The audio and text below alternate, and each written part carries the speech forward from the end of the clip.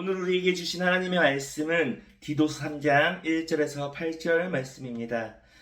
너는 그들로 하여금 통치자들과 권세 잡은 자들에게 복종하며 순종하며 모든 선한 일을 행하기를 준비하게 하며 아무도 비방하지 말며 다투지 말며 관용하며 범사의 온유함을 모든 사람에게 나타낼 것을 기억하게 하라. 우리도 전에는 어리석은 자요 순종하지 아니하는 자요 속은 자요 여러 가지 정욕과 행락에서 종노릇한 자요 악독과 투기를 일삼은 자요 가증스러운 자요 피차 미워한 자였으나 우리 구주 하나님의 자비와 사람 사랑하심이 나타날 때에 우리를 구원하시되 우리가 행한 바 의로운 행위로 말미암지 아니하고 오직 그의 긍휼의 하심을 따라 중생의 씻음과 성령의 새롭게 하심으로 하셨나니 우리 구주 예수 그리스도로 말미암아 우리에게 그 성령을 풍성히 부어주사 우리로 그 은혜를 힘입어 의롭다 하심을 얻어 영생의 소망을 따라 상속자가 되게 하려 하심이라. 이 말이 미쁘도다. 원하건대 너는 이 여러 것에 대하여 굳세게 말하라. 이는 하나님을 믿는 자들로 하여금 조심하여 선한 일을 힘쓰게 하려 함이라. 이것은 아름다우며 사람들에게 유익하니라. 아멘. 오늘은 그리스도인의 올바른 모습이란 제목으로 여러분과 말씀을 나누어 보겠습니다. 오늘 본문에서 바울은 디도에게 그리스도인이 어떠한 모습으로 살아가는지 이야기해주고 있습니다. 바울은 말합니다. 통치자와 권세자들의 복종하며 순종하며 선한 일을 준비하게 하라. 그리고 비방하지 말고 다투지 말고 관용하며 온유함으로 모든 사람에게 나타내라고 말합니다.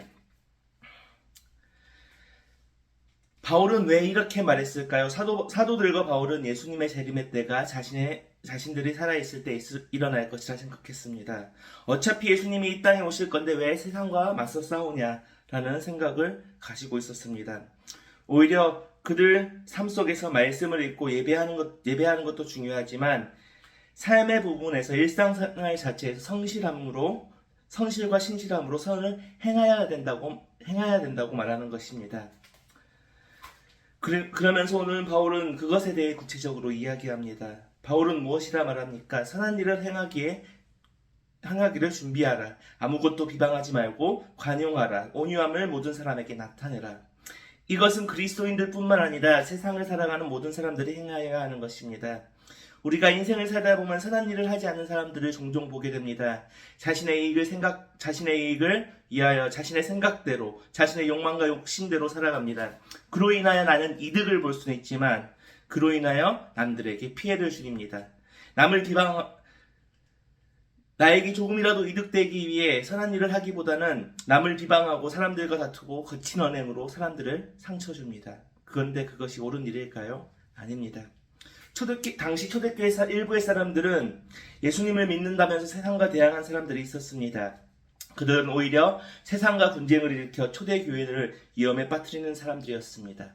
안 그래도 오해로 인해 핍박을 받았고 세상을 소란스럽게 한다는 이유로 사람들이 우리 그리스도인들을 좋게 보지 않았습니다. 그런데 세상과 분쟁하여 그들에게 빌미를 주어 더 큰 박해를 받는 상황이 오기도 했습니다.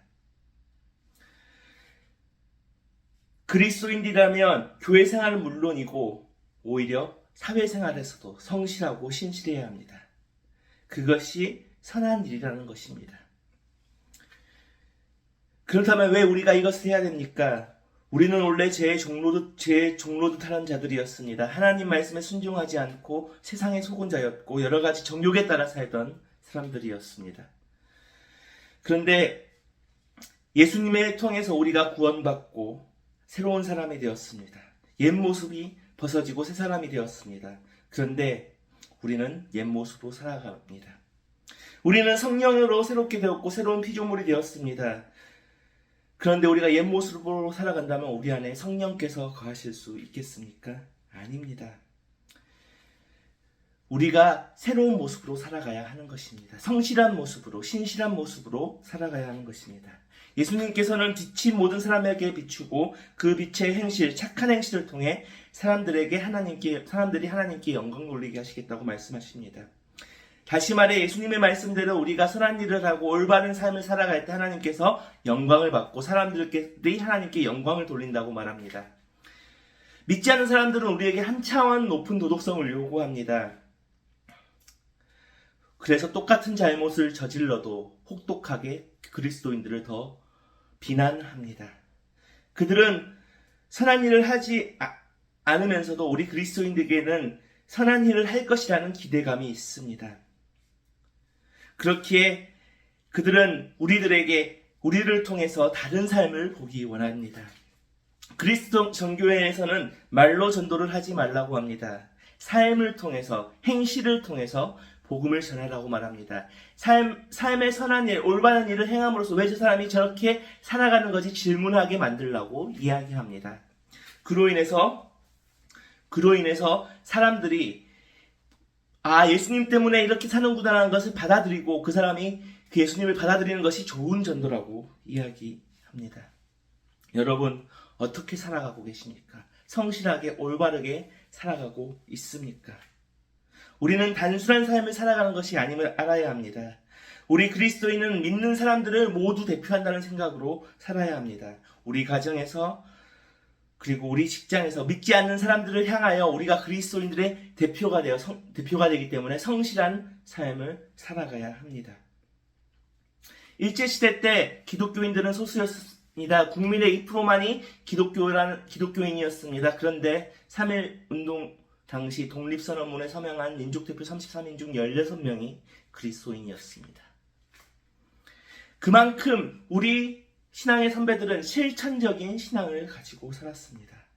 독립운동뿐이었을까요? 일반적인 삶에서도 마찬가지였습니다. 삶 속에서 성실하였고 정직하였기 때문에 믿지 않는 사람들이 기독교 신앙을 비난할지언정 믿는 사람들의 행실은 비난하지 않고 오히려 칭찬했다는 것입니다. 여러분, 우리가 선한 삶을 살아갈 때, 올바른 삶을 살아갈 때, 성실하고 정직된 삶을 살아갈 때 복음의 문이 열린다는 것입니다. 더욱 중요한 것은 하나님께서 그 삶을 통해 아름답게 하여 주신다는 것입니다. 선한 일을 할 수가 있는 것은 우리가 예수 그리스도를 통해서 성령의 풍성함을 받았습니다. 그리고 영생의 소망을 얻었습니다. 그렇기에 더더욱 선한 삶을 살아갈 수밖에 없습니다. 그리고 그 선한 삶을 통해서 모든 사람을 유익하게 하는 것입니다. 우리 청년 여러분, 우리가 그리스도인이라면, 믿음을 가졌다면 교회를 잘 다니고 말씀을 성실하게 읽는 것도 중요하지만 우리의 삶 가운데서 삶의 각자의 자리에서 성실하게 올바르게 살아야 합니다. 다른 믿지 않는 사람들이 자신의 이익을 위해 조금 편한 것을 위해 불법을 행하고 올바른 삶을 살지 않더라도 우리는 그리스도인답게 조그만 불편을 감수하고서라도 나의 이익을 포기하고서라도 선한 삶을 살아야 합니다. 올바른 삶을 살아야 합니다. 그러할 때 하나님의 영광을 받으시고 우리의 삶을 통하여서 복음의 전파의 문이 열릴 것입니다. 우리 청년 여러분, 각자의 삶의 자리에서 성실함으로 살아가길 축원하겠습니다. 기도하겠습니다. 언제나 우리에게 성령을 풍성히 베풀어 주신 하나님, 우리가 그 성령을 통하여 우리의 삶의 자리 가운데에서도 선한 삶을 살도록, 올바른 삶을 살도록 인도하여 주시옵소서. 그러한 선한 삶과 올바른 삶을 통하여서 우리가 복음을 전하고 하나님께 영광 돌리는 우리 청년들이 되도록 인도하여 주시옵소서. 언제나 함께해 주실 것을 믿사오며 예수님 이름으로 기도합니다. 아멘.